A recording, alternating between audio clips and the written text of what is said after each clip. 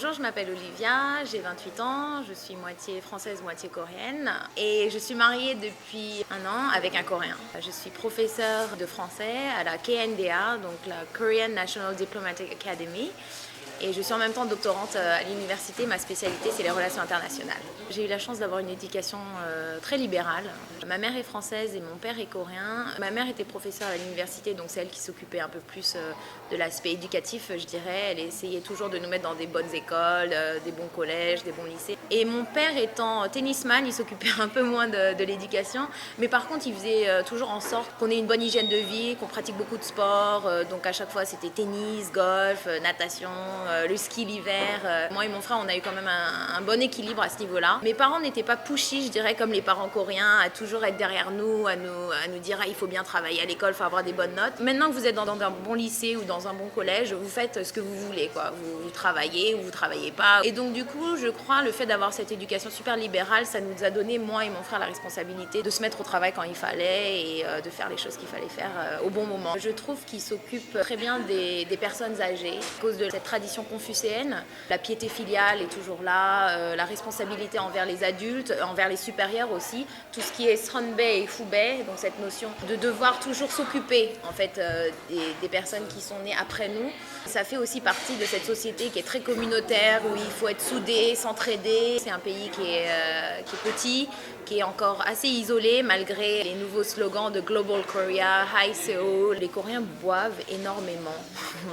Ça m'a choquée en fait quand je suis venue en Corée. Je suis une personne qui boit pas forcément beaucoup, très peu même je dirais.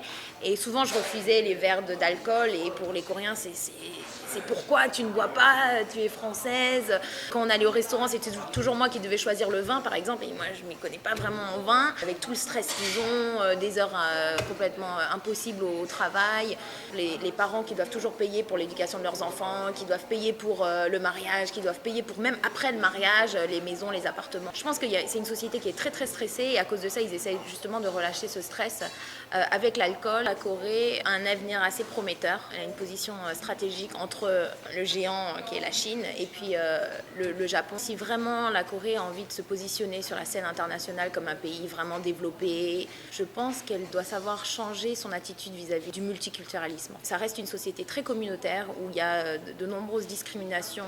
Énormément de jeunes Coréens sont encore très xénophobes. La Corée a besoin justement de personnes comme nous, des personnes qui ont vécu dans plusieurs pays qui peuvent justement apporter quelque chose de nouveau, permettre de promouvoir cette image de la Corée à l'étranger. Donc, je m'appelle Sang Joon Kim, je suis coréen, j'ai 19 ans, je ne suis pas marié, je suis catholique depuis pas longtemps et je suis étudiant à Paris en médecine. J'ai un grand frère qui a 2 ans plus que moi. J'habitais avec mes parents, maintenant j'habite tout seul. Mes parents m'ont transmis une éducation très stricte, mais un peu plus ouverte par rapport aux familles traditionnelles coréennes. J'ai pas eu beaucoup de profs particuliers. J'ai vécu presque toute mon enfance en France. L'éducation française, elle est plutôt ouverte. Elle laisse les élèves faire. Les élèves font ce qu'ils doivent faire plus qu'ils veulent. Alors qu'en Corée, les élèves font ce qu'ils doivent faire plus qu'on leur dit de faire.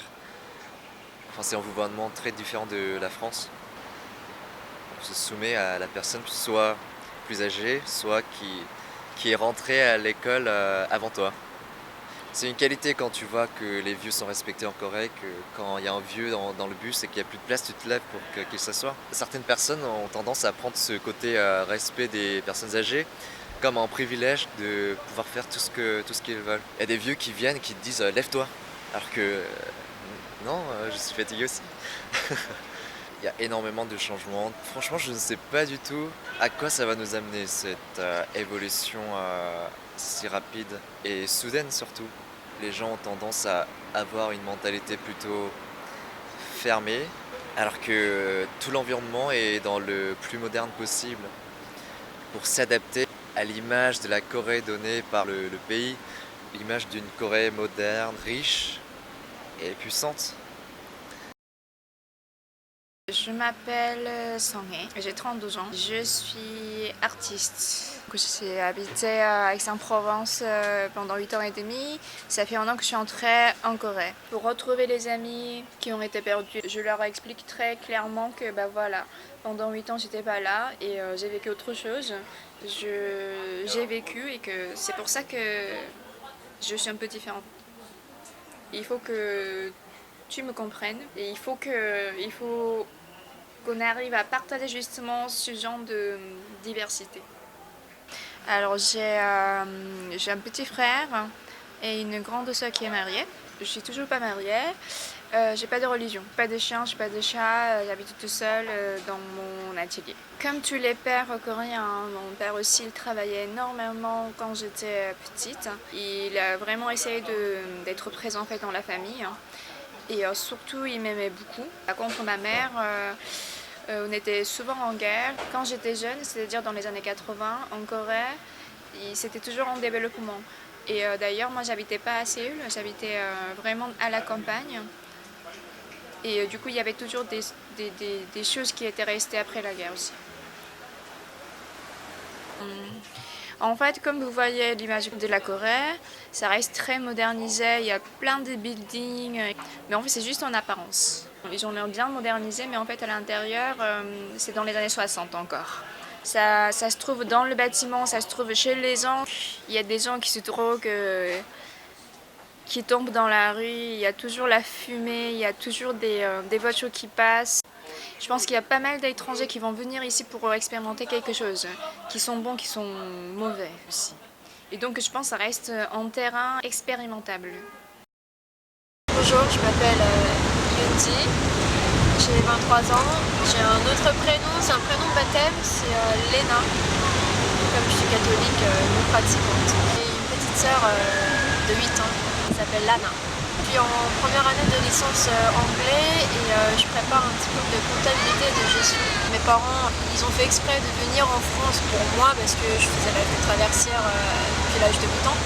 Migrer en France, pourquoi? Pour que je puisse préparer le concours d'entrée de CNSM et m'épanouir dans ce domaine-là. Sauf que bon, les choses ont fait que j'ai dû arrêter. Comme si l'apparence était la chose la plus importante chez les Coréens. Ils se soucient beaucoup du regard des autres, ou la chirurgie esthétique, ou l'effet de mode, le reste, l'histoire, la géographie, littérature, là ils peuvent négliger, ils peuvent avoir une mauvaise note, ça n'aura pas beaucoup de coefficients. Ils perdent leur identité, ils n'ont pas leur propre personnalité, ils rejettent inconsciemment leur culture coréenne et pour ressembler ou pour aller vers la culture occidentale en général. J'ai peur que d'ici, je sais pas, 10 ans ou pour la prochaine génération, la culture coréenne perde son identité et qu'elle disparaisse.